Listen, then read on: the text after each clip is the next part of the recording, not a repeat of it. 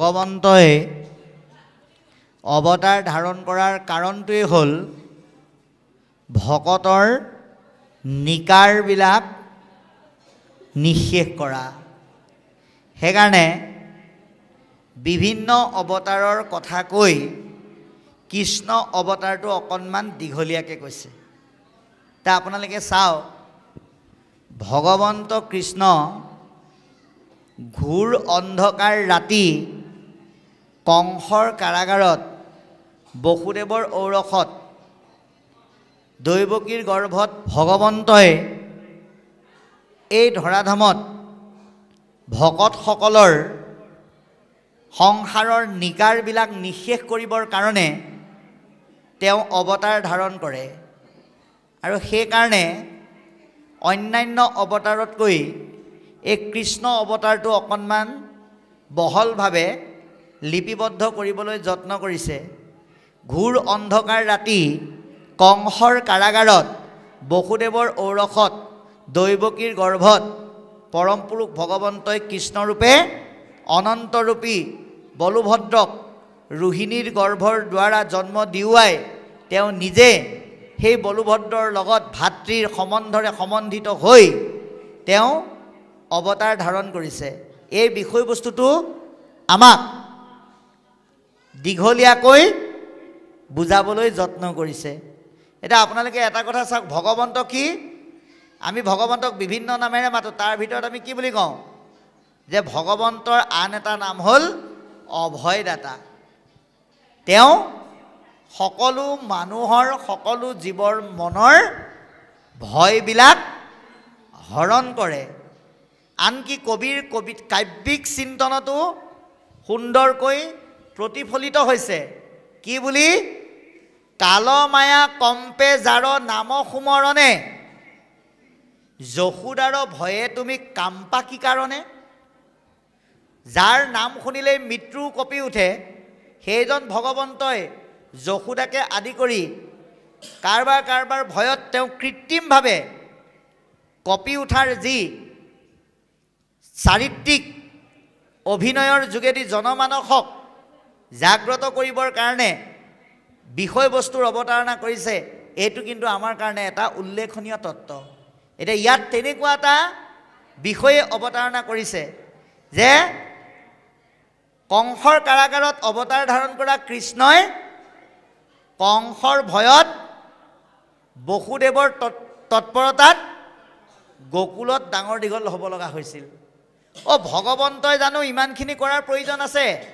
যাৰ হাতত মহাশক্তিৰ আধাৰ আছে, যি পৰম শক্তিৰ চালিকা শক্তি, তথাপিতো তেওঁ এই যে ভয়টো দেখুৱালে, নিজে অভয়দাতা হৈ সামান্য এজন অহংকাৰত মত্ত কংসৰ প্ৰতি ভয় খাইছে, এগৰাকী গোৱালীৰ প্ৰতি ভয় খাইছে, যশোদাৰ প্ৰতি। এই ভয়বিলাক তেওঁ কিয় দেখুৱালে? যে জগতৰ ঈশ্বৰে যদি পৰম ব্ৰহ্মৰ অদ্ভুত মহিমাবিলাক তেওঁ কৰ্মৰ দ্বাৰা আহিয়ে কৰিলেহেঁতেন, আজি জনমানসত মানুহে ঈশ্বৰ ভজনা কৰাৰ প্ৰক্ৰিয়াটোক খাটাংকৈ সময় খৰচ কৰি পেলাই এনেকৈ ভকতি নকৰিলেহেঁতেন। কিন্তু জগতৰ ঈশ্বৰৰ নিৰ্গুণ পৰম ব্ৰহ্মৰ শ্ৰেষ্ঠ গৰাকী হৈও তেওঁ মানুহৰ সাধাৰণ সাধাৰণ কৰ্মবিলাক তেওঁৰ নিজৰ কৰ্মময় জীৱনত বিভিন্ন অৱতাৰত প্ৰতিফলন ঘটাইছে। কৃষ্ণ অৱতাৰত প্ৰতিফলন ঘটাইছে। গতিকে কিয় কৰিছে? যাতে জগতৰ লোকসকলে ময়েই শ্ৰেষ্ঠ বুলি যাতে নিজক কেতিয়াও প্ৰকাশ নকৰক। তাৰ কাৰণে তেওঁ কংসলৈ ভয় কৰিছে। বিষময় স্তন দিয়া পুতনাৰ স্তন পান কৰি পুতনাক নিধন কৰাৰ কথা ইয়াত কৈছে। পুতনা মানে কি? পুতনা মানে হৈছে কদৰ্যময় সাংসাৰিক কামনা। সেইসমূহ কৃষ্ণৰ নাম ল'বলৈ হ'লে আমি সেইসমূহ নিঃশেষ কৰিব লাগিব। কাৰণ আমাৰ কীৰ্তন ভাগৱতত লিখিছে, ভগৱন্ত কৃষ্ণই প্ৰথম বধ কৰা দৈত্যগৰাকীৰ নাম কি? দৈত্যক বধিবে আৰ ভিলা গোকুলত, পুতনাৰ চেতনসু শিলা প্ৰথমত। প্ৰথম পুতনাক বধ কৰিছে। এতিয়া আপুনি আমিও পৰম ব্ৰহ্মৰ ভক্তিময় স্তৰলৈ গতি কৰাৰ প্ৰাথমিক স্তৰটো হ'ল আমিও পুতনাক বধ কৰিব লাগিব। পুতনা মানে আমাক সংসাৰৰ ভৱকূপ নামৰ গাঁতটোৰ তললৈ লৈ যোৱা আৰু লাহে লাহে সেই গাঁতটোৰ ভিতৰলৈ সুমুৱাই নিয়া যিটো কামনা, সেই কামনাটোক নামৰ যোগেদি আমি নিঃশেষ কৰিব লাগিব। নহ'লে ভগৱন্তই নিজে অৱতাৰ ধাৰণ কৰি পোনে পোনে গদালৈ কংসক মাৰিব পাৰিলেহেঁতেন। এই দৈত্যবিলাকক বধ কৰাৰ মাধ্যমেৰে, কৃত্ৰিমভাৱে এগৰাকী সামান্য গোৱালীলৈ ভয় কৰাৰ মাধ্যমেৰে, কংসৰ কাৰাগাৰৰ পৰা গোকুলত গৈ ডাঙৰ দীঘল হোৱাৰ দৰ্শনৰ মাধ্যমেৰে আমাক কি বুজালে যে সংসাৰৰ স্তৰবিলাকো এনেকুৱাই। গতিকে এই স্তৰৰ প্ৰতিটো তৰপত যাওঁতে যাওঁতে সাৱধান হ'বা আৰু তোমালোকে এইসমূহক মষিমূৰ কৰিবৰ কাৰণে নাম তত্ত্বক সাৰোগত কৰি প্ৰত্যেকজন আগবাঢ়িবা। এই দৰ্শনটো আমাক বুজাবৰ কাৰণে ভগৱন্তই এই নিৰ্গুণ হৈও কৃষ্ণৰূপে অৱতাৰ ধাৰণ কৰি এই লীলাসমূহ কৰিব লগা হৈছে। গতিকে কংস, চানুৰ, শিশুপাল আদি বিভিন্ন দুষ্ট দৈত্যক দমন কৰি আমাৰ জনসমাজলৈ এটা বাৰ্তা ইয়াত পদবন্ধে দিলে যে ভগৱন্তই অৱতাৰ ধাৰণ কৰি অসুৰবিলাকক নিধন কৰাৰ মাধ্যমেৰে কলিযুগৰ ভকতসকলৰ অসুৰৰূপী যাতে নিকাৰবিলাক আমাৰ নাইকিয়া হ'ব পাৰে, তাৰ কাৰণে এই ভাৱ আদৰ্শ ভাগৱতৰ যোগেদি ফুটাই তুলিবলৈ যত্ন কৰিছে। কাৰণ পৰম পুৰুষ হৰি আত্মা জগতৰ তাহাক নভদি আন চিন্তা কৰে যিটো নৰ, তাহাৰ দুৰ্ঘূৰ ভৱ নোহে নিবাৰণ, দুৰ্ঘূৰ নিকাৰ ভুঞ্জে সেহিহে দুৰ্জন। গতিকে আমি পৰম পুৰুষ আত্মা, পৰমাত্মা, পৰম ব্ৰহ্ম, তেওঁৱেই হৈছে জগতৰ শ্ৰেষ্ঠ অদ্বিতীয় পুৰুষ। আমি সকলো প্ৰকৃতি। আৰু সেই হেতু আমি এতিয়া কি কৰিব লাগিব? দুৰ্ঘূৰ সংসাৰৰ যন্ত্ৰণা কাতৰ নিকাৰবিলাকৰ পৰা নিজক উদ্ধাৰ কৰিবৰ কাৰণে আমি পৰম পুৰুষ ভগৱন্তৰ নাম তত্ত্বৰ যোগেদি আমাৰ দেহ আৰু মনত সৃষ্টি হোৱা অসুৰবিলাকক কৃষ্ণ নামৰ দ্বাৰা, ভগৱানৰ নামৰ দ্বাৰা আমি নিঃশেষ কৰিবলৈ, আমি বধ কৰিবলৈ আমি যত্ন কৰিব লাগিব। ভগৱন্তই কৃষ্ণৰূপে অৱতাৰ ধাৰণ কৰি নিৰ্গুণ হৈও বিভিন্ন ধৰণৰ গুণলীলা কৰি অসুৰ নিধন কৰি দেৱতাসকলক স্থাপন কৰি ভকতক উদ্ধাৰ কৰি তেওঁ এই ধৰাধামৰ পৰা অনন্ত ধামলৈ গতি কৰিলে। এতিয়া বহুতে ক'ব বা বহুতে ভাবিব পাৰে যে পৰম পুৰুষ ভগৱন্ত এই ধৰাধাম এৰি অনন্ত ধামলৈ গুচি গ'ল, কিন্তু আমাৰ মাজত থৈ গ'ল কি? এই থৈ যোৱা বস্তুটোৰ সম্ভেদ আজি আমাক ভাগৱতে দিছে। তেওঁ আমাৰ মাজলৈ কোনো অস্ত্ৰ থৈ যোৱা নাই, শস্ত্ৰ থৈ যোৱা নাই, ধন টকা পইচা ঐশ্বৰ্য বিভূতি থৈ যোৱা নাই। কাৰণ তেওঁ আমাৰ কি? পিতৃ, জগতৰ পৰম পিতা ভগৱন্ত। গতিকে এজন পিতৃয়ে এই সংসাৰৰ পৰা যোৱাৰ সময়ত পুত্ৰলৈ যেনেকৈ তেওঁৰ অৱৰ্তমানত চলিব পৰাকৈ কিবা এটা থৈ যায়, পৰম পুৰুষ ভগৱন্তয়ো ভকতৰূপী তেওঁৰ অংশ জীৱস্বৰূপ পুত্ৰসকলৰ কাৰণে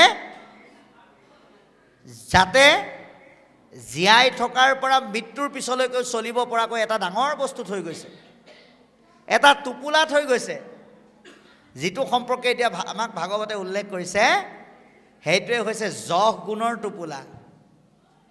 ও পৃথিৱী এৰিলা কৃষ্ণে ধৰ্ম কৰ্ম লৈ, গৈলা বৈকুণ্ঠত ইটো নাম ধৰ্ম থৈ।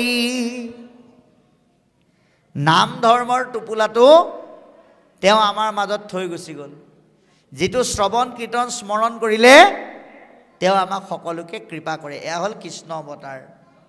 ইয়াৰ পিছত কৈছে যে তাৰ পিছত তেওঁ কি অৱতাৰ ধাৰণ কৰে কওঁ শুনা। তেওঁ বৌদ্ধ অৱতাৰ ধাৰণ কৰি বেদপদ চন্ন কৰিব। কিয় কৰিব? পৰম পুৰুষ ভগৱন্ত ঈশ্বৰে যিবোৰ কৰ্ম কৰে সেইবোৰ কৰ্মৰ যদি আমি পৰিসংখ্যা চাওঁ তেতিয়াহ'লে এটা কথা চাব যে ভালটো ঈশ্বৰে কৰে, বেয়াটো কিন্তু ঈশ্বৰে কৰে। মনত ৰাখিব লাগিব। পোহৰৰ সৃষ্টিৰ কাৰকটো ভগৱন্ত, আন্ধাৰৰ সৃষ্টিৰ কাৰকটো ভগৱন্ত। তাৰ যোগেদি তেওঁৰ ৰহস্যটো চাই থাকে। তেওঁৰ নিজৰ ভাৱময় চালনীখনত কোন ভকত কোন অসুৰ সেইবোৰ বাচিবৰ কাৰণে বুদ্ধ অৱতাৰ ধাৰণ কৰি বেদপদটো চন্ন কৰি দিছিল, যাৰ কাৰণে মানুহৰ মাজত মায়ামুখী প্ৰৱণতাই বৃদ্ধি পালে। কোনেও কাকো নমনা হ'ল। চাৰিওফালৰ পৰা সংসাৰত আলৈ আহুকাল অত্যাচাৰ অনাচাৰ বাঢ়ি আহিল। বিবাহ আদি সাংসাৰিক কৰ্মবিলাকত আসুৰিক প্ৰৱণতা আৰু সাংঘাতিকভাৱে জটিলতাৰ সৃষ্টি হ'ল। মাৰি মৰক বৃদ্ধি পালে। কোনেও কাকো নমনা হ'ল। কাম ক্ৰোধ লোভ দম্ভ অহংকাৰত মত্ত হৈ সৃষ্টিৰ বিপৰীতে জীৱবিলাক, বিশেষকৈ জীৱশ্ৰেষ্ঠ মানুহে ধ্বংসৰ কদৰ্যময় পথেদি যাত্ৰা কৰিলে। এয়া ভগৱন্তই চাই আছে। তাৰ মাজৰ পৰা কেনেকৈ ভকত উলিয়াব পাৰি সেইটোৱে হৈছে তেওঁৰ মূল লক্ষ্য। সেইকাৰণে এই বেদতত্ত্ব চন্ন কৰি কাম ক্ৰোধ লোভ দম্ভ অহংকাৰৰ দ্বাৰা আসুৰিক প্ৰৱণতাৰ যোগেদি মানুহবিলাক কিমান ওপৰলৈকে শিপাব পাৰে সেই বস্তুটো তেওঁ নিৰীক্ষণ কৰি আছে। গতিকে এনে সময়তে তেওঁ পুনৰ জগতক উদ্ধাৰ কৰিবৰ কাৰণে তেওঁ কল্কি ৰূপে অৱতাৰ ধাৰণ কৰে বুলি আমাক শাস্ত্ৰই সিদ্ধান্ত দিছে। এতিয়া তীক্ষ্ণতৰ তৰোৱাল হাতত লৈ ঘোঁৰাত উঠি তেওঁ পাখণ্ডবিলাকক বোলে বিচাৰি বিচাৰি কাটিব বুলি কৈছে। আৰু এটা বৰ ডাঙৰ কথা দ্বাদশ স্কন্ধ ভাগৱতত কৈছে যে পৰম পুৰুষ ভগৱন্তই কল্কি ৰূপে অৱতাৰ ধাৰণ কৰিব সম্বলপুৰ নামৰ এখন ঠাইত বিষ্ণু যখা নামৰ এজন ব্যক্তিৰ ঘৰত। সেইকাৰণে বহু ৰাজ্যই বা বহু ৰাষ্ট্ৰই এই সম্বলপুৰ ঠাইখন নিজৰ দেশত বা ৰাজ্যত আছে বুলি দাবী কৰে। কিন্তু ইয়াৰ পৰম তত্ত্বটো অলপ বেলেগ ধৰণৰ। ভগৱন্ত কল্কি ৰূপে কাৰ ঘৰত অৱতাৰ ল'ব? বিষ্ণু যখা। বিষ্ণু যখা মানে বিষ্ণুৰ যশত যিসকল যশিত হৈ থাকে, ৰক্ষিত হৈ থাকে, তেনে ভকতৰ লগত পৰম পুৰুষ ভগৱন্ত অৱতৰিত হ'ব। ক'ত? সম্বলপুৰত। সম্বলপুৰ মানে কি? যিজন ব্যক্তিৰ হৃদয় ঈশ্বৰৰ নামৰ সম্বলেৰে পৰিপূৰ্ণ হৈ থাকে সেই স্থানতেই পৰম পুৰুষ ভগৱন্তই ভাৱৰূপে অৱতাৰ ধাৰণ কৰে আৰু ধাৰণ কৰি অশান্তিযুক্ত আসুৰিক প্ৰৱণতাবিলাকক নিঃশেষ কৰি ভকতক বিচাৰি উলিয়াই আশ্বাসবাণী কৰে। আৰু তাৰপিছতে সত্যৰ প্ৰৱৰ্তন ঘটে বুলি কৈছে। কিন্তু বাবাই সমস্ত এইখিনিতে আপুনি আমি কিন্তু ভাগ্যৱান, কাৰণ আমি 4টা যুগৰে সোৱাদ কিন্তু আমি কলিযুগতে পাব পাৰোঁ। আপুনি যদি ভগৱন্তৰ কল্কি অৱতাৰৰ আত্মিক দৰ্শনটো চাই তেতিয়াহ'লে আপুনি 4টা যুগৰ সোৱাদটো আপুনি কলিযুগতে লাভ কৰিব পাৰিব। কেনেকৈ চাব? এজন ব্যক্তি জন্ম হোৱাৰ পৰা 5 বছৰ বয়সলৈকে যিখিনি সময়, সেই সময়খিনিক সত্যযুগ বুলি কৈছে। কাৰণ জন্ম হৈ বহা চোচাৰা হোৱাৰ পৰা, থুনুক থানাক খোজ কঢ়াৰ পৰা, খুটাত ধৰি খোজ কঢ়াৰ পৰা দৌৰি ফুৰালৈকে যিটো ল'ৰা, সি কেতিয়াও মিছা কথা নকয়। সি সদায় সত্য কথাই কয়। আপুনি যদি তাৰ ওচৰত চকুটিপ মাৰি পেলাই আনক যদি ফাঁকি দিবলৈ যায়, সি খোলাখুলি কৈ দিব আপুনি চকুটিপ মাৰি পেলাই কি কৈ আছে। সেইকাৰণে জন্মৰ পৰা 5 বছৰলৈকে এজন ব্যক্তিৰ ব্যক্তিত্বটো সত্যৰ দ্বাৰা পৰিচালিত। সেইকাৰণে সেইটো হ'ল সত্য যুগ। তাৰপিছত 5 বছৰৰ পৰা 12 বছৰ বয়সলৈকে তেতা যুগ। এইখিনি সময়ত বিভিন্ন ধৰণৰ বস্তুৱে শিশুসকলক আকৰ্ষিত কৰে। সেইকাৰণে এইখিনি কোৱা হৈছে তেতা যুগ 12ৰ পৰা 17 বছৰ বয়সলৈকে দাপৰ যুগ অৰ্থাৎ এইখিনি সময়ত জীৱনটো কেৱল ভোগবাদ আৰু বিলাসিতাৰ যোগেদি যাপন কৰিবলৈ মন যায় আৰু 17 বছৰৰ পৰা মৃত্যু পৰ্যন্তলৈকে সেই সময়খিনিকে কোৱা হৈছে কলিযুগ নানান চিন্তাই আমাক আৱৰি ধৰে গতিকে তাৰ সেই আৱৰি ধৰা আবদ্ধতাৰ পৰা মুক্ত হ'বৰ কাৰণে আমি জনা বুজা হোৱাৰ পৰা নামক সাৰথি কৰিব লাগিব নামেহে আমাক এই কলিৰূপী অধৰ্মী যুগ ব্যৱস্থাৰ কদৰ্যময় পথৰ পৰা আমাক ৰক্ষা কৰাৰ উপৰিও পৰম পুৰুষ ভগৱন্তই ধাৰণ কৰা কল্কিৰূপী ভাৱযুক্ত অৱতাৰৰ যি প্ৰকোপতা এই প্ৰকোপতাৰ পৰা আমাক ভগৱন্তই ৰক্ষা কৰিব আমি ৰক্ষা কৰিবৰ কাৰণে কি কৰিব লাগিব সুযোগটো ভগৱন্তক দিব লাগিব এই কথাখিনি আমাক অতি সুন্দৰকৈ আজি পদবন্ধে যদিও এটা কাহিনীৰ যোগেদি বুজাইছে এয়া হৈছে এটা আধ্যাত্মিক বা পৰমাৰ্থিকভাৱে বুজিবলগীয়া এটা তত্ত্ব দৰ্শন এই যে ভগৱন্তৰ বিভিন্ন জন্ম কৰ্ম অৱতাৰবাদ এই কথাখিনি যে ক'লোঁ কিয় ক'লোঁ মানুহে যাতে শ্ৰৱণ কীৰ্তন কৰি নিবিচৰাকৈ মুক্তি সুনিশ্চিত হ'ব পাৰে এই জন্ম কৰ্মৰ কথাখিনি আমি সেইকাৰণে কি কৰিব লাগে শ্ৰৱণ আৰু কীৰ্তনৰ ওপৰত বিশেষ গুৰুত্ব দিব লাগে প্ৰথম আমি শুনিব লাগিব তাৰপিছত আমি গাবৰ কাৰণে যত্ন কৰিব লাগিব সেইকাৰণে গাবৰ কাৰণে যিহেতুকে শুনিব লাগিব সেইকাৰণে শ্ৰৱণত বিশেষ গুৰুত্ব দিব লাগিব আমি প্ৰত্যেকেই ঘৰৰ পৰা ভাগৱতলৈ ওলাই আহোঁতে সেইকাৰণে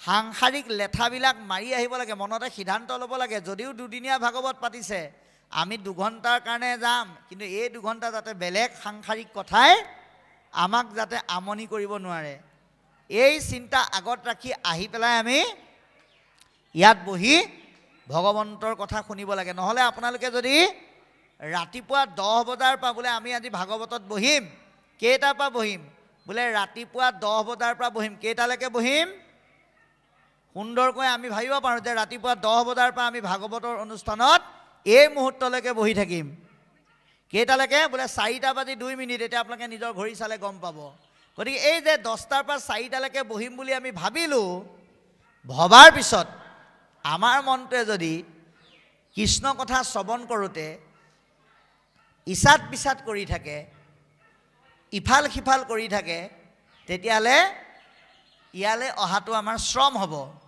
সেইকাৰণে ভগৱন্তৰ অৱতাৰবাদ আৰু তত্ত্বদৰ্শনৰ কথাখিনি ভাগৱতৰ যোগেদি একান্ত মনে আমি শ্ৰৱণ কৰিবৰ কাৰণে প্ৰত্যেকে যত্ন কৰিবলৈ আহ্বান জনাইছে তেতিয়াহে ঈশ্বৰৰ কৃপা পাব এতিয়া উপদেশ দিলে যে হে সভাৰ লোকসকল ভগৱন্তৰ পৰম আত্মিক কথাখিনি ভাগৱতৰ গুণৰ দ্বাৰা যি চাৰিত্ৰিক জ্ঞানৰ যোগেদি দিয়া হৈছে তাক একমনে পান কৰিবলৈ যত্ন কৰিবা কেনেকৈ শুনিবলৈ কৈছে বিষয়ক পৰিহৰি শুনিবলৈ কৈছে এতিয়া বিষয় মানে কি আমি মহাপুৰুষে আমাক সিদ্ধান্ত দিছে যে তোমালোকে বিয়া বাৰু কৰোৱা কিন্তু ল'ৰা ছোৱালীও জন্ম দিয়া কিন্তু গুৰুজনাৰ এটা দৰ্শন ল'বা শংকৰদেৱ গুৰুজনায়ো বিয়া কৰাইছিল ল'ৰা ছোৱালীও জন্ম দিছিল কিন্তু শেষত ঈশ্বৰৰ ওচৰত কি বুলি নিবেদন কৰিলে পাৱে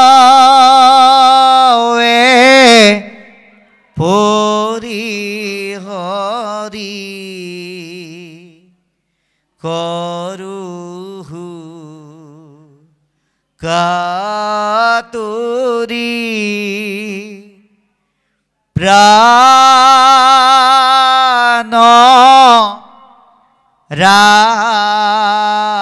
ৰাখবি মোৰ বিষয় বিষধৰ বিষে জৰ জৰ জীৱন নৰহে ভূৰ প্ৰাণ ৰাখবি মোৰ। হে প্ৰভু, তুমি আমাক মানুহ হিচাপে জন্ম দিলা আৰু দেহটোৰ যোগেদি যেনেধৰণে পৰিচালিত হ'বলৈ দিলা তাৰ এটা স্তৰ হৈছে সংসাৰ বন্ধন। তোমাৰ নিৰ্দেশতে পালন কৰি তুমি কৰা বিনন্দীয়া সৃষ্টিৰ সামান্য এটা উপাদানৰ আমি মাত্ৰ ৰখীয়া, কিন্তু ইয়া আমাৰ নিজৰ বুলি কোৱাৰ অধিকাৰ নাই। এই ভাৱাৰ্থৰে গুৰুজনাই যি দৰ্শন আমাক দি থৈ গ'ল আমি তেনেধৰণে পালন কৰিব লাগে। বিয়া বাৰু কৰাই ল'ৰা ছোৱালী জন্ম দি সেইবিলাকক যদি আমি ভাবি লওঁ এয়া আমাৰ হৈছে সুখ ভোগবাদৰ অন্যতম আহিলা, তেতিয়া আমাক সংসাৰৰ যোগেদি সৃষ্টি হোৱা বিষয়ৰ জৰ্জৰিত হোৱা যিটো ৰোগ, যাৰ নাম ভৱৰোগ, এই ৰোগে আমাক চাৰিওফালৰ পৰা আক্ৰান্ত কৰিব। আৰু বিষয়ৰ ভৱৰোগে আক্ৰান্ত কৰা সকলে কেতিয়াও ঈশ্বৰৰ নাম ল'ব নোৱাৰে। সেইকাৰণে পদবন্ধে কৈছে, হেৰা জীৱশ্ৰেষ্ঠ মানৱ, তোমালোকে কাষ্ট দেখি পেলাই মানিকক গুৰুত্ব নিদিয়াৰ দৰে হ'ব। গতিকে কাষ্টবিলাক কি? দুৰ্জয় ইন্দ্ৰিয়ৰ ভোগবাদী প্ৰৱণতাবিলাক। আৰু মানিক কাক কৈছে? ৰাম নামক কৈছে। ঈশ্বৰৰ নাম, পৰম ব্ৰহ্মৰ নাম হ'ল ৰত্ন। গতিকে এই মানিক সদৃশ ৰত্নক গুৰুত্ব নিদি যদি বিষয়ৰ উপাদানক খামুচি থাকা, তেতিয়াহ'লে মানিকক বাদ দি কাষ্টক ধাৰণ কৰাৰ দৰে হ'ব। এতিয়া আপোনাৰ আমাৰ প্ৰত্যেকৰে জীৱনত এজন বন্ধু আছে। এই বন্ধুজন কিন্তু বৰ বেলেগ বন্ধু দেই, পিছফালৰ পৰা চিপৰাং মাৰে। আৰু সেই বন্ধুজনৰ লগত আমাক চিনাকি কৰাই দিলে এতিয়া দুৰ্জয় মনৰূপী বন্ধু। এই মনৰূপী বন্ধুৱে আপোনাক লাহে লাহে ভক্তিৰ বিপৰীতে লৈ গৈ থাকিব। নামলৈ নিমন্ত্ৰণ কৰিলেও যাবৰ কাৰণে চুৰিয়া চেলেং গামোচা পিন্ধি পেলাই ওলাই আহি পেলাই কাষৰ ঘৰত সুধিব, বোলে বৰুৱা যাবনে? বোলে মোৰ যাবলৈ আজি বৰ ইচ্ছা আছিল যদিও যাব নোৱাৰিম। বোলে কেলে? বোলে খুৰখালী ছোৱালীজনী আহি আছে। আপুনি যদি নাযায় তেতিয়াহ'লে ময়ো নাযাওঁ অকলে অকলে। এইটো হ'ল দুৰ্জয় মনৰ সাংঘাতিক সাংসাৰিক বিস্ফোৰণ বুলি কৈছে। গতিকে এই যে আমি যে কৈ দিওঁ বৰুৱা নগ'লে শইকীয়াৰ যাবলৈ মন নাযায়, বৰাৰ নগ'লে হাজৰিকাৰ যাবলৈ মন নাযায়, এই মন নোযোৱা প্ৰৱণতাটো আমি নাইকিয়া কৰিব লাগিব। দুৰ্জয় মনটোক আমাৰ আত্মিক সৰ্বশ্ৰেষ্ঠ শক্তি প্ৰয়োগ কৰি এই নামলৈ টানি আনিবৰ কাৰণে চেষ্টা কৰিব লাগিব। আৰু নামৰ চিন্তনত আমাৰ মনটোক বান্ধিবলৈ যত্ন কৰিব লাগিব।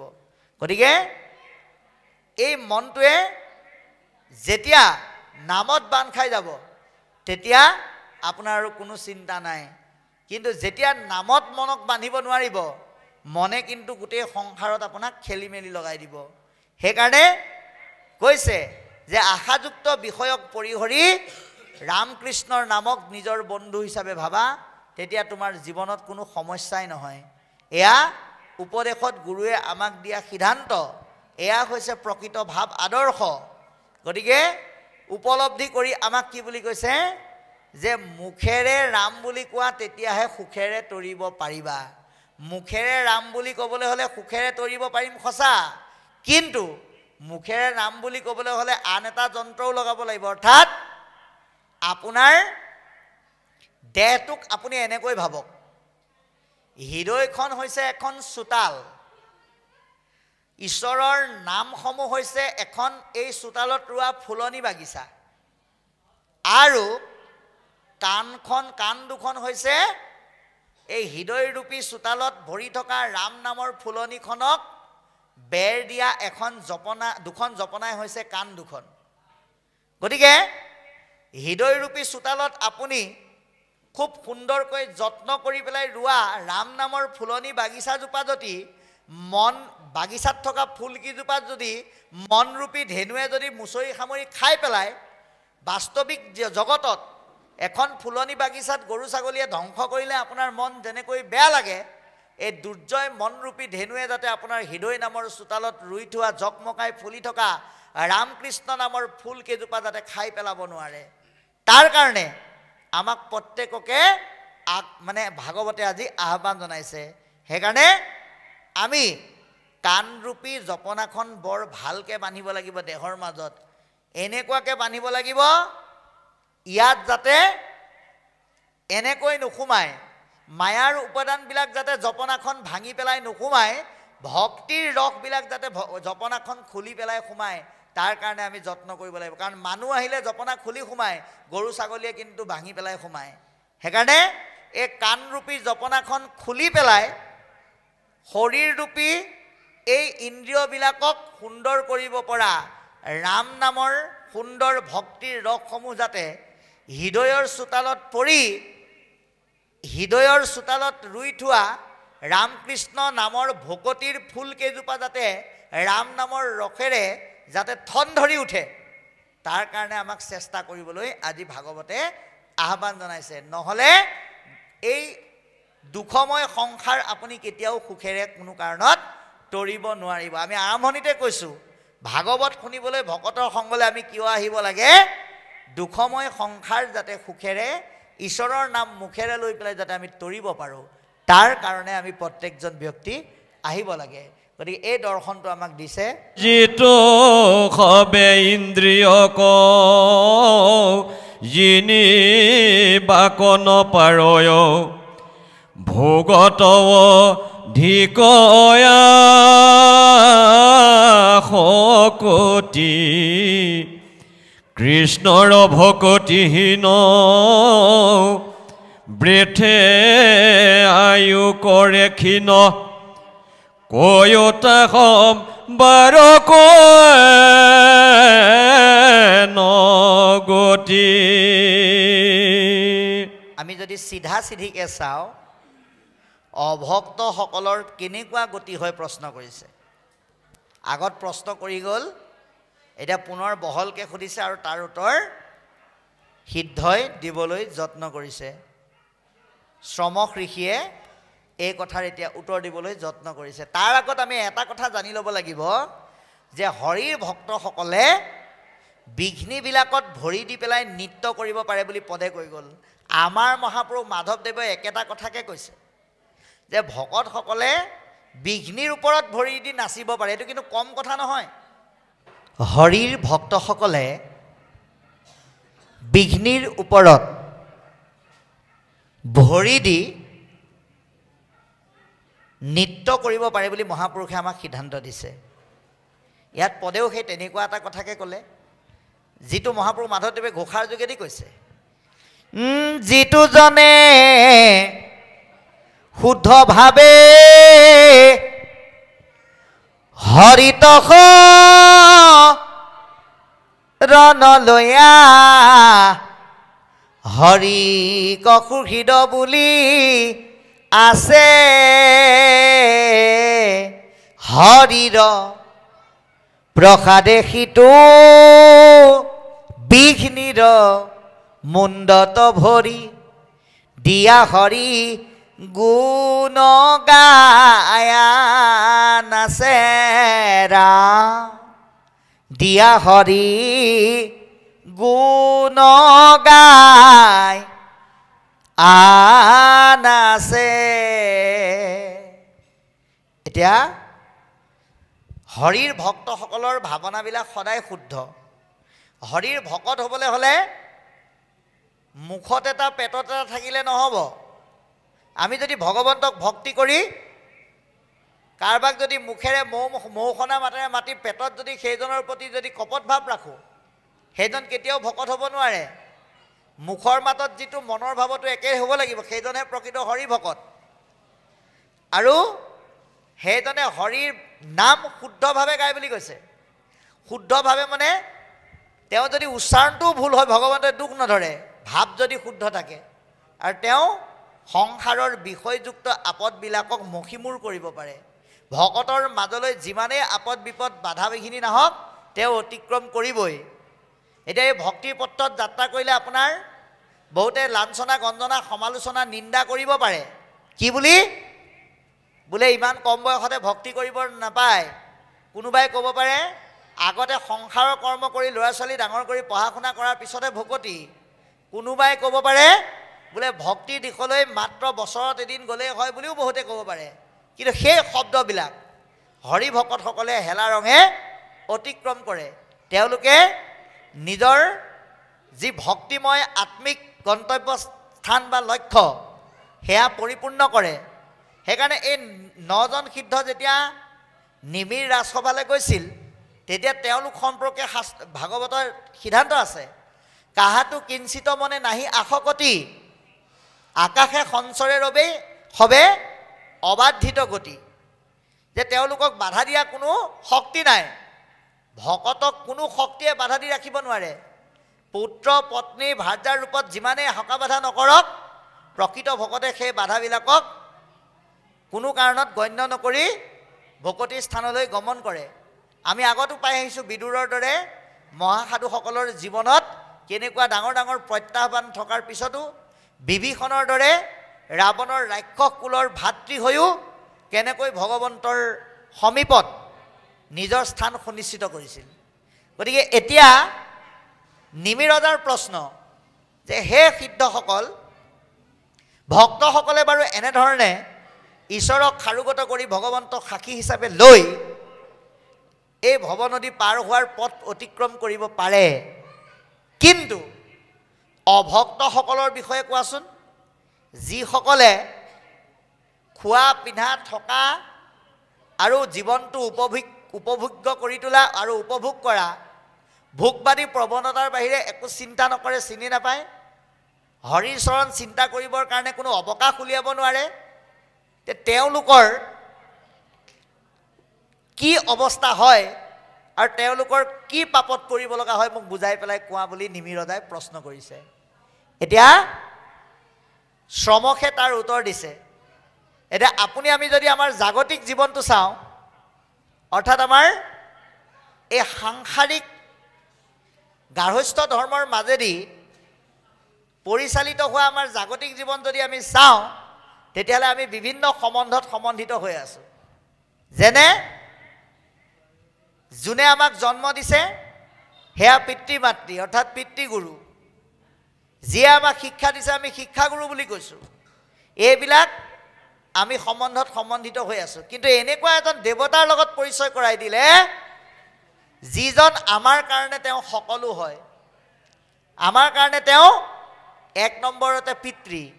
কাৰণ এই চিৰবিনন্দীয় পৃথিৱীলৈ আহিবৰ কাৰণে প্ৰয়োজনীয় হোৱা পিতৃৰ সুন্দৰ শিৰ আৰু মাতৃৰ অনন্য গৰ্ভৰ স্থানকণত আমাক স্থাপন কৰিছে কিন্তু পৰম পুৰুষ ভগৱন্তইহে। সেইকাৰণে তেওঁ আমাৰ প্ৰথম সম্বন্ধ হ'ল তেওঁ আমাৰ পিতৃ। 2, তেওঁ আমাৰ গুৰু। কেনেকৈ? মহাপুৰুষ মাধৱদেৱে কৈছে কৃষ্ণ মোৰ ইষ্টদেৱ আত্মা প্ৰিয়তম গুৰু, তেওঁ আমাৰ আত্মাৰ গুৰু। হৃদয়ৰ মাজত ভাৱৰূপে ভক্তিৰ বন্তি গছি জ্বলাই সংসাৰৰ পথত কেনেকৈ খোজ দিব লাগে সেই পথৰ পোহৰ তেওঁ আমাক দেখুৱাই আছে। সেইকাৰণে তেওঁ আমাৰ হৃদয়ৰ বন্তি আৰু সংসাৰ পথৰ তেওঁ সূৰ্য। সেইকাৰণে 3য় স্কন্ধ ভাগৱতত ভগৱন্তক যুগপন্থ প্ৰকাশ ভাস্কৰ বুলি কৈছে। এতেকে ঈশ্বৰ আমাৰ পিতৃ আৰু গুৰু। 3 নম্বৰ, তেওঁ আমাৰ পৰম দেৱতা, আৰাধ্য দেৱতা। এতিয়া কৈছে যে কেৱল সংসাৰৰ সুখ আৰু দুখৰ সমষ্টিত আবদ্ধ হৈ পুত্ৰ কন্যা স্নেহ আৰু মৰম প্ৰেমত বান্ধ খাই জাগতিক জীৱনৰ ইটা চিমেণ্ট বালি আৰু টিং লোহাৰে সজা ঘৰখনকে শ্ৰেষ্ঠ সম্পদ বুলি আপদৰ ভাণ্ডাৰবিলাককে খামুচি ধৰা সকল 3টা দ্ৰোহত পৰিব বুলি ভাগৱতে সিদ্ধান্ত দিলে। 1 নম্বৰ পিতৃদোষ।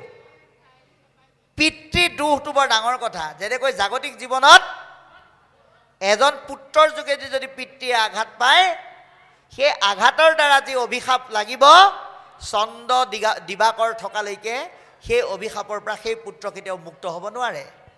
গতিকে এতিয়া পৰম পুৰুষ ভগৱন্ত আমাৰ যিহেতুকে পিতৃ, তেৱে আমাক পিতৃৰ ঔৰস আৰু মাতৃৰ গৰ্ভত স্থাপন কৰিলে সেইকাৰণে এই ভগৱন্তক নভজিলে জাগতিক জীৱনত পিতৃৰ দ্ৰোহত পৰাজনৰ যিটো শাস্তি হয় ঈশ্বৰ নভজাজনৰো একে শাস্তি হ'ব। 2 তেওঁ আমাৰ গুৰু। আপোনাৰ গুৰু সকলো কিন্তু গুৰু হ'ব নোৱাৰে। আপোনালোকে বাস্তৱত চাব সপ্তম স্কন্ধ ভাগৱতত আপোনালোকে পাইছে প্ৰহ্লাদক হিৰণ্যকশিপুৱে শিক্ষা দিবৰ কাৰণে ব্ৰাহ্মণৰ শাস্ত্ৰ পঢ়াবৰ কাৰণে কি কৰিলে সন্ধ্যা আৰু অমৰ্ক নামে শুক্ৰৰ তনয়ক দায়িত্ব প্ৰদান কৰিলে। কিন্তু প্ৰহ্লাদে আন দৈত্য শিশুসকলক লগত লৈ সন্ধ্যা আৰু অমৰ্কই দেখুওৱা ব্ৰাহ্মণই শাস্ত্ৰৰ বিদ্যা কেতিয়াও স্বীকাৰ নকৰিলে, অৰ্থাৎ সেই পথটো তেওঁ স্বীকাৰ নকৰিলে। এতিয়া আমাক কৈছে যে জ্ঞান দিয়া সকলোখিনি গুৰু নহয়, গুৰু হ'বলৈ হ'লে কিছুমান গুণ থাকিব লাগিব। কি হ'ব লাগিব? গু মানে কি? গু মনে আন্ধার জানা, রু মানে জ্যোতি, যিয়ে তোমার গঢ়ি দিয়ে জীৱনৰ গতি। গু মানে আন্ধাৰ, ৰু মানে পোহৰ। আপোনাৰ জীৱনৰ আন্ধাৰবিলাক নাইকিয়া কৰিব পৰাৰ যি পোহৰ দিয়ে সেইজনেই গুৰু। ইয়াত পৰম পুৰুষ ভগৱন্তক গুৰু বুলি কৈছে কাৰণ তেওঁক যদি আপুনি নিজক সমৰ্পণ কৰে তেতিয়াহ'লে আপোনাক তেওঁ শাস্ত্ৰৰ মাধ্যমেৰে বাক্যৰ মাধ্যমেৰে সংসাৰ পথত চলি যোৱা সঠিক পথৰ সন্ধান দিব। তেনেহেন ভগৱন্তক যি আশ্ৰয় নলয়, যি নভজে, যি সেৱা নকৰে, সংসাৰৰ মহাচন্নতাৰ মাজতে আবদ্ধ থাকে, এই বাহ্যিক জীৱনত পিতৃগুৰু শিক্ষাগুৰু দ্ৰোহত পৰিলে যিটো অভিশাপ হয়, যিটো পাপ হয়, ঈশ্বৰৰ দ্ৰোহতো তেনেধৰণৰ গুৰুদ্ৰোহৰ পাপেই সেইজনক ক্ৰিয়া কৰে। এতেকে ঈশ্বৰৰ অহিত চিন্তা কৰিলে, ঈশ্বৰৰ ভজনা নকৰিলে, ঈশ্বৰক বেয়া পালে, ঈশ্বৰৰ ওচৰলৈ মনোনিৱেশ নকৰিলে আমাক গুৰু পিতৃ আৰু দেৱতাৰ দ্ৰোহে আমাক আক্ৰান্ত কৰিব বুলি আজিৰ সমখ ঋষিয়ে নিমিক কোৱাৰ যোগেদি আমাক ক'বলৈ যত্ন কৰিছে। সতৰজতম 3টা গুণৰ যোগেদি জীৱসমূহক 4টা শ্ৰেণীত বিভক্ত কৰিছে। কি কি? ব্ৰাহ্মণ, ক্ষত্ৰিয়, বৈশ্য আৰু শূদ্ৰ।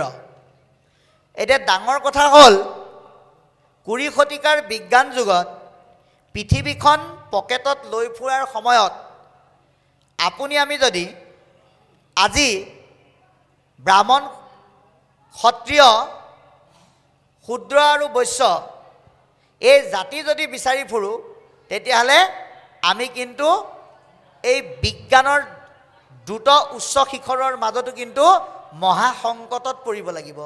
ভগৱন্তই যে জাতিবিলাক সৃষ্টি কৰিলে কেলে?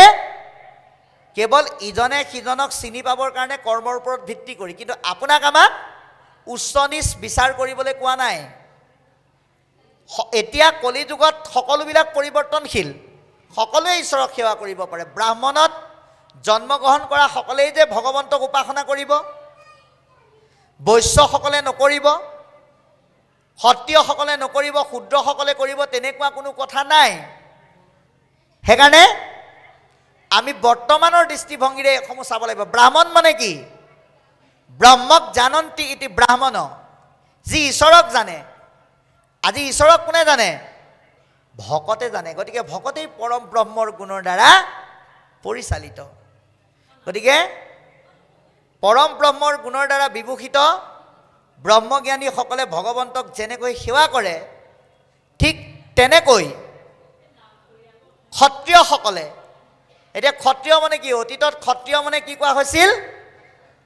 যে দুটা বিৰোধী পক্ষৰ মাজত ৰাজ্য বা ৰাষ্ট্ৰৰ কাৰণে বিভিন্ন কাৰণত সৃষ্টি হোৱা বিবাদক যুদ্ধৰ দ্বাৰা নিষ্পত্তি কৰা হয়। আৰু এই যুদ্ধত যিসকল ব্যক্তিক নিয়োগ কৰা হয় তেওঁলোকক ক্ষত্ৰিয় বুলি কোৱা হৈছিল। কিন্তু এতিয়া আমাৰ কাৰণে ক্ষত্ৰিয় কোন বাৰু? আপুনি আমি উৎসৱ পাৰ্বণ আহিলে, বিহু আহিলে আমি আনন্দত দিন ৰাতি কটাই দিওঁ। কিন্তু আপোনাৰ আমাৰ কাৰণে নিৰাপত্তাত নিয়োজিত হৈ থকা আৰক্ষীসকল আৰু সৈন্য বাহিনীসকলে সদায় বাৰু বিহুৱে পষেকে নিজৰ পৰিয়ালৰ লগত একেলগে সময় কটাবলৈ সময় পায়নে? নাপায়। আপুনি মাঘৰ বিহুৰ দিনা, বহাগৰ বিহুৰ দিনা সুখেৰে ভাতকেইটা খাবৰ কাৰণে আপোনাক নিৰাপত্তা দিবলৈ তেওঁলোকে নিজৰ ত্যাগ কৰিব লগা হৈছে। গতিকে বৰ্তমানৰ ক্ষত্ৰিয় সেই আৰক্ষী আৰু সৈন্য বাহিনীত নিয়োজিত হৈ আপোনাক আমাক নিৰাপত্তা দিয়াসকল।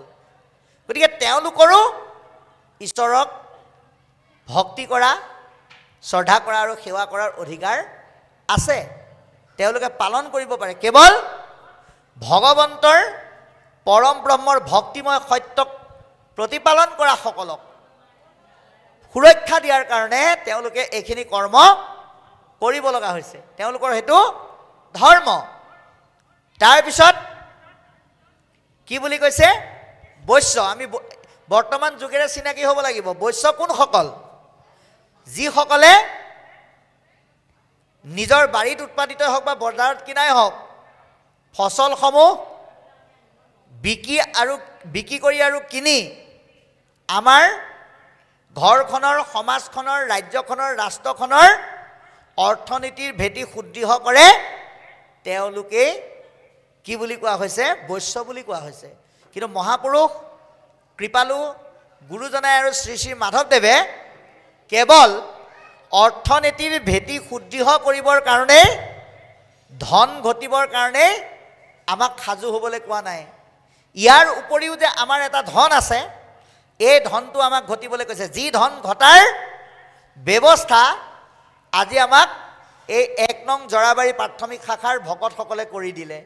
যিটো ধন ঘটি খৰচ কৰিলেও আমাৰ জমা হৈ যাব, শেষ নহয়। আন যত ধন দেখা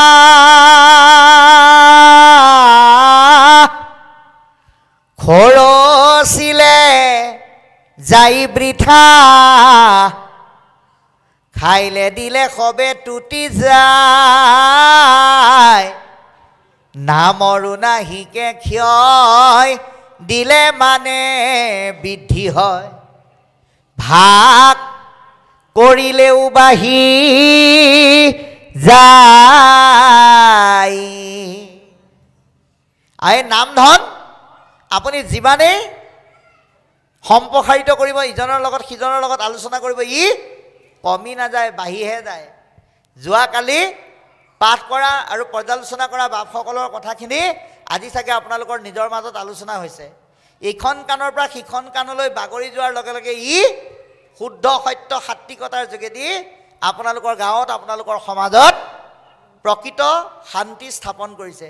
তাৰ বিপৰীতে যদি গ্ৰাম্য কথা পাতোঁ তেতিয়াহ'লে অশান্তি আৰু বিবাদৰহে সৃষ্টি হয়। সেইকাৰণে কৈছে যে বৈশ্য বা বেপাৰ বাণিজ্য বা খেতি বাতি কৰাসকলে কেৱল খেতি বাতি বেপাৰ বাণিজ্যতে সীমাবদ্ধ নাথাকি তেওঁলোকেও হৰি সেৱা কৰিব পাৰে। আৰু ক্ষুদ্ৰ, ক্ষুদ্ৰ মানে কেৱল নিম্ন স্থানত বা তলত থকাটোক বুজোৱা নাই। ক্ষুদ্ৰ মানে হৈছে সেৱা, অৰ্থাৎ যিসকলে ভগৱন্ত বুলি ভকতৰ চৰণ সেৱা কৰে সেইসকলৰ কথা কৈছে। এতেকে বিপ্ৰ, বৈশ্য, শূদ্ৰ আদি ক্ষত্ৰিয়লৈকে যি 4 জাতি আছে, এই জাতিসকলক কলিযুগত কৈছে এইবিলাক হ'ল নিজক ইজনে সিজনক চিনি পাবৰ কাৰণে কৰ্মৰ ওপৰত ভিত্তি কৰি সৃষ্টি কৰা একোটা শ্ৰেণী। কিন্তু ঈশ্বৰৰ নামত কোনো ধৰণৰ জাতি নাই। আমাৰ জাতি মাত্ৰ 2টা বুলি কৈছে। কি কি? হৰিক ভজয় যিটো তাকে বোলে জাতি, যিজনে নভজে হৰি সেহি হে অজাতি।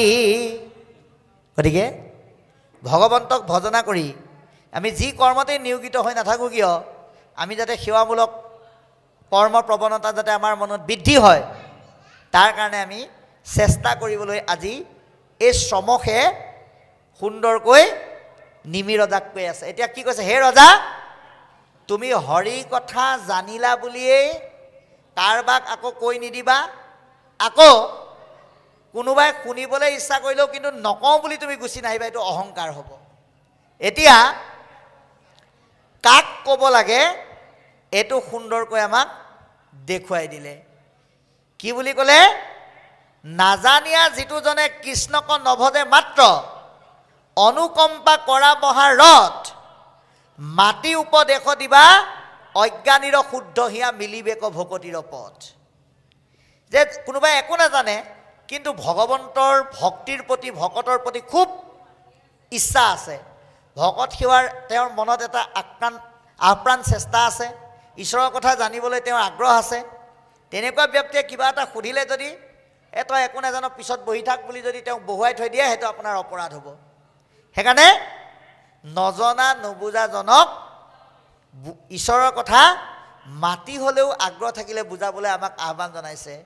তেতিয়া কি হ'ব, সেই অজ্ঞানীজনে ভগৱন্তৰ পথ ধাৰণ কৰিব। কাৰণ আমি জন্মতে কিন্তু কোনো জ্ঞানী হৈ অহা নাই। আমি এই সংসাৰলৈ অহাৰ পিছত বিভিন্ন বস্তুবিলাক দেখি শুনি বুজিহে আমি শিকিবলৈ যত্ন কৰিছোঁ। সেইকাৰণে আমি যে এই দুটা দিনত শাস্ত্ৰ পঢ়িছোঁ, আলোচনা কৰিছোঁ, কেলে পঢ়িবাক লাগে শাস্ত্ৰ জ্ঞানৰ কাৰণে। যদি নলয় জ্ঞান পঢ়ে কি কাৰণে? আমি প্ৰত্যেকেই এই সংসাৰ পথ কেনেকৈ পাৰ হৈ যাম তাক জানিবৰ কাৰণে, সেই জ্ঞানৰ কাৰণে শাস্ত্ৰ অধ্যয়ন কৰিছোঁ বা উপলব্ধি কৰিছোঁ। এনেকৈ উপলব্ধি কৰিবৰ কাৰণে ইচ্ছা থকা একো নজনাজনক আগ্ৰহ থাকিলে মাতি আনি পৰামৰ্শ দিলে, তেওঁ যদি ভক্তিৰ পথ ধাৰণ কৰে তেতিয়াহ'লে আপুনি নিজেও উদ্ধাৰ হ'ব, আনকো উদ্ধাৰ কৰাৰ পথ প্ৰশস্ত কৰিব পাৰিব। সেইকাৰণে কৈছে, ঈশ্বৰৰ কথা জানিবলৈ ইচ্ছা কৰা মানুহৰ কেতিয়াও শ্ৰেণী বিচাৰ নকৰিবা, যে তই ক'লা তোক মই নকওঁ, তই বগা তোক ক'ম, তই ওখ তোক মই নকওঁ, চাপৰজনক ক'ম, শকতজনক নকওঁ, ক্ষীণজনক ক'ম। এই বিচাৰটো আমি কেতিয়াও কৰিব নালাগে। ইয়াত কৈছে স্ত্ৰী শূদ্ৰ যোনেই নহওক, যদি আগ্ৰহ থাকে তেওঁলোকক যিমান পাৰা প্ৰকাশ কৰিবলৈ যত্ন কৰিবা। যে আমি বহুতে কৈ দিওঁ যে এই ভাগৱতৰ চব কথা আইসকলক ক'ব নালাগে, বান ৰাখিব লাগে। আজি ভাগৱতে কৈ দিলে সেইটো মিছা কথা বুলি। আইসকল বাপসকল বুলি কথা নাই, ভগৱন্তৰ কথাই পুৰুষক উদ্ধাৰে বুলি কৈছে। পুৰুষ মানে কিন্তু মতা মানুহক নতৰে। কাৰণ আপুনি যদি ভাবি লয় এই জগতত কেৱল ঈশ্বৰৰ কথা শুনাৰ মতা মানুহৰহে অধিকাৰ আছে, মাইকী মানুহৰ নাই, তেতিয়াহ'লে ভুল হ'ব। কিয়? কাৰণ তাহি দেৱদামোদৰ যাদৱানন্দন দীনদয় আখিলৰ স্বামী বুলিতো আইসকলেই নাগায়, আপুনিও গায়। সেই দৃষ্টিৰে যদি চাই তেতিয়াহ'লে আপুনি আমিও দেখোন স্ত্ৰী। সেইকাৰণে ঈশ্বৰৰ কথা জনাত স্ত্ৰী পুৰুষৰ কোনো ভিন্নতা নাই। আগ্ৰহ থকা প্ৰত্যেকজন ব্যক্তিয়ে জানিব পাৰে, বুজিব পাৰে, শিকিব পাৰে, অনুশীলন কৰিব পাৰে। কিন্তু এইসকলক ক'বলৈ হাক দিছে। কাক? যিজনে পণ্ডিত হৈয়া ভকতিত নেদেহিয়া, তাৰ কথা কহোঁ সাৰে সাৰ, নিদিবাহা উপদেশ শুনন্তে পাইবেক ক্লেশ, ইহাৰ চিকিৎসা নাহি আৰ। যে আপুনি সেইজনক পৰামৰ্শ নিদিব যিজন পণ্ডিত। যেনেকৈ ভাগৱতৰ কথা এটা যদি তেওঁ কাষত কোৱাৰ লগে লগে তেওঁ যদি কয় ৰ সেইবোৰ কথা নেপাতিবি, কালি আমুকৰ ঘৰ বিয়াত কি হ'ল সেইটো শুন, আমুকৰ ঘৰ বিয়া ঘৰত কালি কইনা ঘৰত দৰা পাৰ্টি সোমাওঁতে কি হৈছিল সেইটো শুন, ভাগৱতৰ কথা বাদ দে, এইবিলাক ঢেৰ শুনিলোঁ। সেইজন কেতিয়াও ভকত নহয়, পণ্ডিত। তেনে লোকৰ ওচৰত ঈশ্বৰৰ কথা আমি কেতিয়াও আলোচনা কৰিব নালাগে, কাৰণ তেওঁ ভকতিত মনেই নিদিয়ে। গতিকে তেওঁৰ সাৰময় কথা কওঁ শুনা, নিদিবাহা উপদেশ, তেওঁক যাচি পেলাই জোৰ জবৰদস্তি তেওঁক সেই দৰা ঘৰৰ কইনা ঘৰৰ মানুহৰ মাজত কাজিয়া লাগি থকা কথা পাতি থকা মানুহজনক টানি আনি কৃষ্ণ কথা কেতিয়াও নক'ব। শুনন্তে পাইবেক ক্লেশ, তেওঁ শুনিলে আনন্দ পোৱাতকৈ দুখহে পাব। কি বুলি ক'ব? একেবোৰ কথাকে আৰু কিমান ক, ভাগৱত দেখোন সোঁফালেও চলে, বাওঁফালেও চলে, ইপাৰেও চলে, সিপাৰেও চলে, সেই কথাবিলাকে পাতি পেলাই সময় নষ্ট নকৰিবি, এনেকৈ বুলি সেই ব্যক্তিজনে কৈ দিব। আমাৰ গাঁৱত এজন মানুহ আছিলে, আপোনালোকক এটা কাহিনী কম চাব। মানুহজনে ঈশ্বৰৰ কথা শুনিবলৈ মন নকৰে। এদিন তেওঁৰ ঘৰত জন্মদিনৰ অনুষ্ঠান এটা পাতিলে। কীৰ্তনৰ পাঠ উলিয়াই ল'লে শ্যামন্ত হৰণ। পাঠ হৈ আছে, ভকতে গাই আছে, দুই এটা কথা ভাঙনিও হৈ আছে। মানুহজনে লাষ্টত যেতিয়া ভকতে গাইছে, শ্যামন্ত মণিক গৰ্তক নীলা উমলিবে লাগি শিশুক দিলা, তেওঁ ধপকৈ উঠি পেলাই পাঠকজনক ঢকা এটা মাৰি কৈছে, শ্যামন্ত মণিক গৰ্তক নীলা নীলা আৰু সেই কথাটোকে সদায় গাই থাকিব লাগেনে? এনেকৈ বুলি কি কৰিছে, অধ্যায় বন্ধ কৰি সোনকালে ভাত পানী খাই যাব লাগে বুলিহে ক'বলৈ ধৰিছে। গতিকে সেই তেনেকুৱা পৰ্যায়ৰ যিসকল ব্যক্তি, তেনেকুৱা মানুহক মাতি আনি জোৰ জবৰদস্তি ঈশ্বৰৰ কথা ক'ব নালাগে। নামত বহ বুলি, নামত মনোনিৱেশ কৰ বুলি, ইচ্ছা নাথাকিলে যদি টানি টানি আনোতেও সেৱা কৰিবলৈ ইচ্ছা কৰা নাই, তেনেকুৱা ব্যক্তিক আপুনি যদি মূৰতল কৰাবলৈ বাধ্য কৰে, তাৰ কাৰণে দোষী কিন্তু আপুনিহে হ'ব। কিয়? নকৰে ভকতি মনে শ্ৰদ্ধা নাহি তাৰ, তাকে বোলে অধম দৰিদ্ৰ কুলাংগাৰ বুলি কৈছে। সেই তেনেকুৱা ব্যক্তিক মাতি অনাৰ পিছত কিন্তু সেই দুখে আপোনাকো স্পৰ্শ কৰিব। সেইকাৰণে কৈছে, হে ৰাজন, এনেকুৱা কৰ্ম কৰি যিসকলৰ ঈশ্বৰৰ কথা জনা শুনা বুজাত কোনো আগ্ৰহ নাই, তেওঁলোকক কোনো কাৰণত মাতি আনি উপদেশ দিয়াবলৈ যত্ন নকৰিবা, ক'বলৈ যত্ন নকৰিবা, কাৰণ তেওঁলোকৰ কোনো চিকিৎসাই নাই।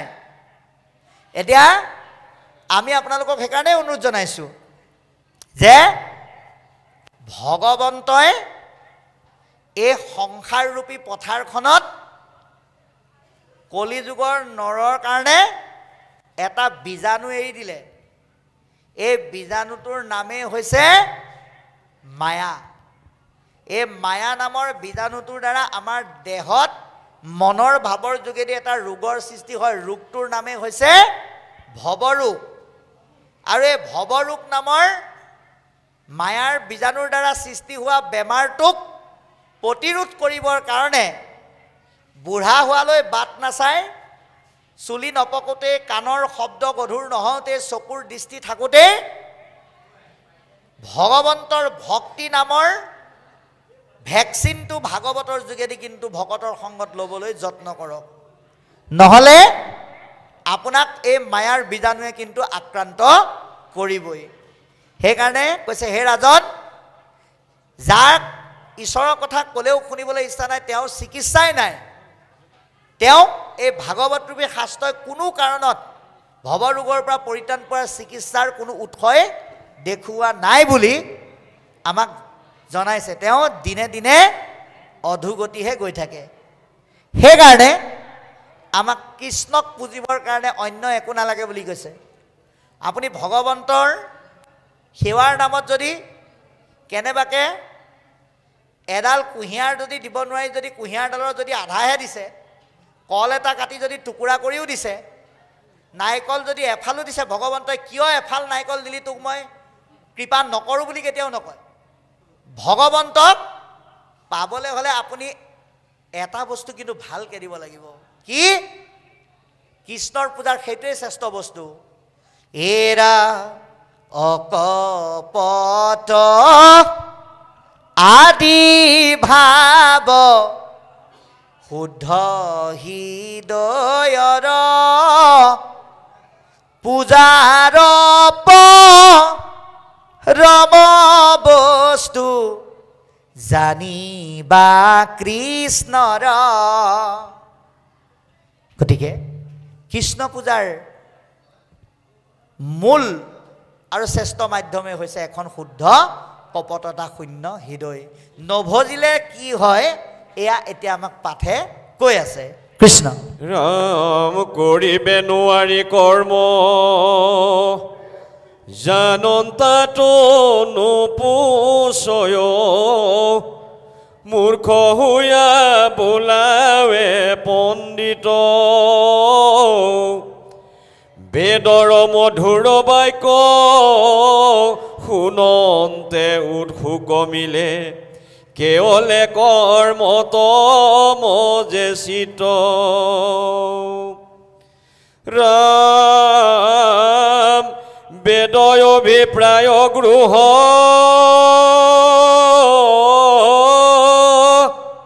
ও তাহা কোনো বুজে মোৰ আনতোক হৱে চাটো বাক কৰ্ম কৰি পাইব স্বৰ্গ ভুঞ্জিব বিবিধ ভোগ সেই বেক অপেচৰি যাক ৰাম কাম ক্ৰোধ লোভ মোহ ৰাগ দেশ অহংকাৰ অনুদিনে বাহতে যায় প্ৰাণীৰ বধৰ অৰ্থে কৰে ঘোৰ হিংসা কৰ্ম অভিমানী দাম্ভিক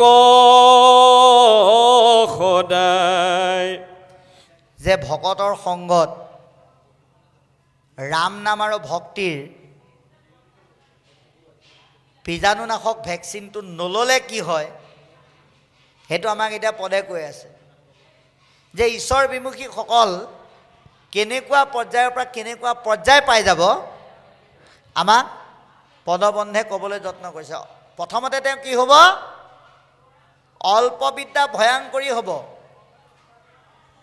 কাৰ্যত দেখিবলৈ তেওঁ অজ্ঞানী বা মূৰ্খ কিন্তু তেওঁ কথাবিলাক পণ্ডিতৰ দৰে কৈ থাকিব তেনেকুৱা ধৰণৰ হ'ব আনৰ পৰা শিকিবলৈ বুজিবলৈ জানিবলৈ যত্ন নকৰে অকণমান সুৰটো ভাল কেইটামান কথা জানে সেৱালৈ যদি নিমন্ত্ৰণ কৰে মুখৰে নকলেও পেটে পেটে ভাবে মোক বাৰু সেৱাত বাৰু ভকত হিচাপে নিমন্ত্ৰণ কৰিব লাগেনে তেওঁ জানেই মই ভালকৈ ভাগৱত পাঠ কৰোঁ দুই এটা কথা কওঁ আকৌ কৈছে বোলে পাঠ কৰিবলৈ অন্যৰ পৰা আহিব ব্যাখ্যা কৰিবলৈ অন্যৰ পৰা আহিব মোক বোলে শুনিবলৈহে মাতিছে এই তেনেকুৱা মানুহ হ'লে মই জানো যাম এনেকৈ বুলি মনতে ভাবে বোলে চাব দেই যিসকল অল্পবিদ্যা ভয়ংকৰী তেওঁলোকৰ সম্পৰ্কে কৈ আছে তাৰপিছত আকৌ পেটে পেটে মনত পৰে মোৰ ল'ৰাটো জন্মদিনতটো সি কল এথুকাই টকা 500 দি থৈছে গতিকে সেইটো খাতিৰতে এপাক যাওঁ আৰু এই বুলি যায়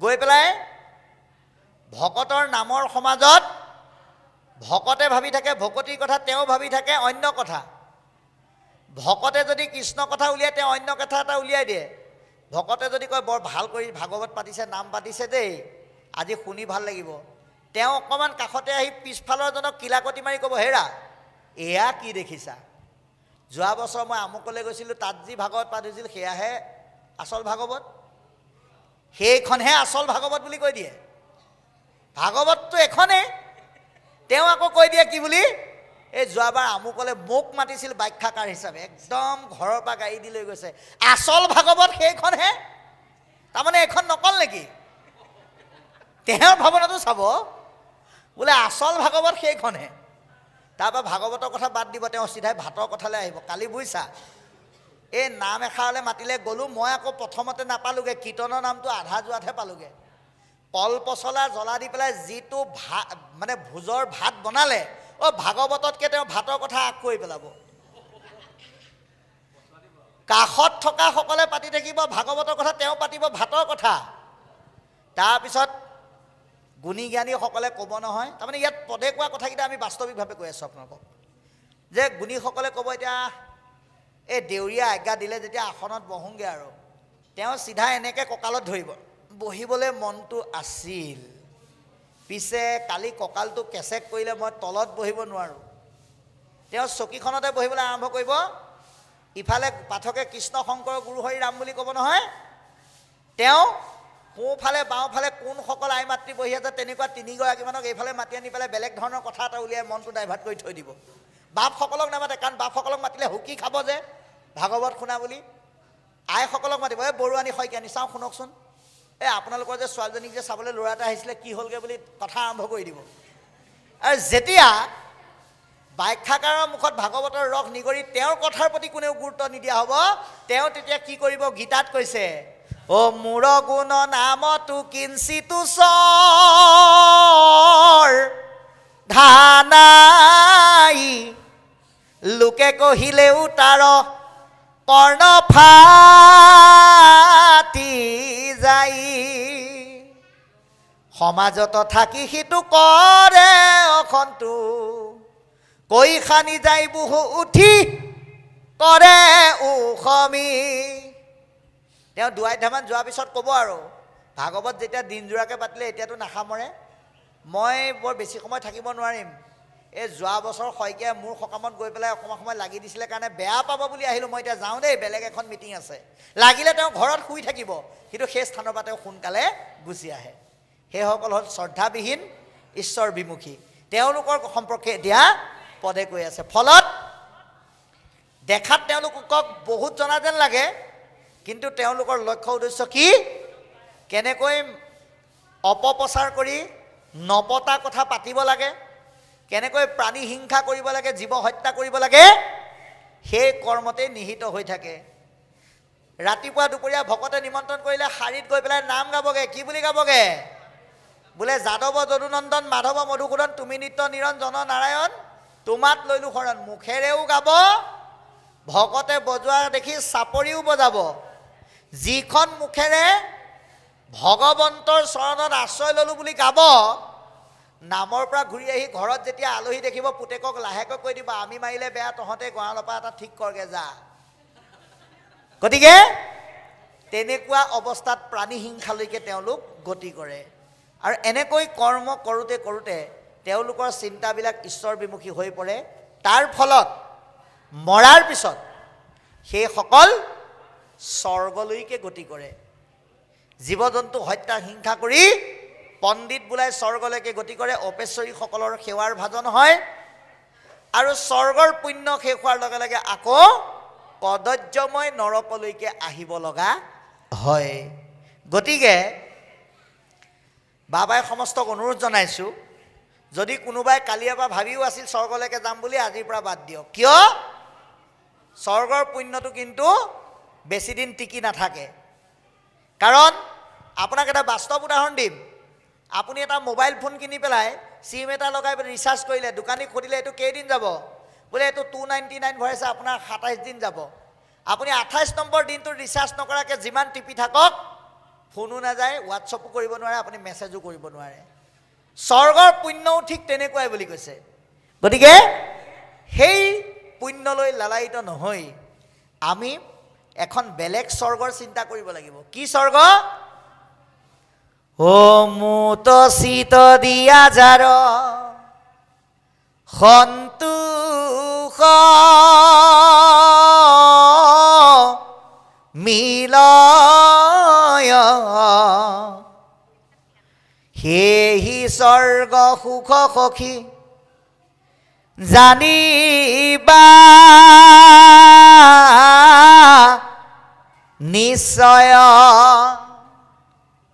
গতিকে ভগৱন্তত মনটো দি ঈশ্বৰৰ কথাৰ ৰসে আমাৰ মনটোক নিমগ্ন কৰি পেলাই যিটো আনন্দ প্ৰবাহিত কৰে আজি এই নামঘৰত যি আনন্দৰ প্ৰবাহিত হৈছে সেয়াহে প্ৰকৃত স্বৰ্গ সুখ এই সুখ ভোগৰ কাৰণে ইচ্ছা নকৰাসকলৰ কি অৱস্থা হয় এয়া আমাক আজি ভাগৱতে কৈ আছে কিমতে ভকতি কৰিব তোমাত হৰি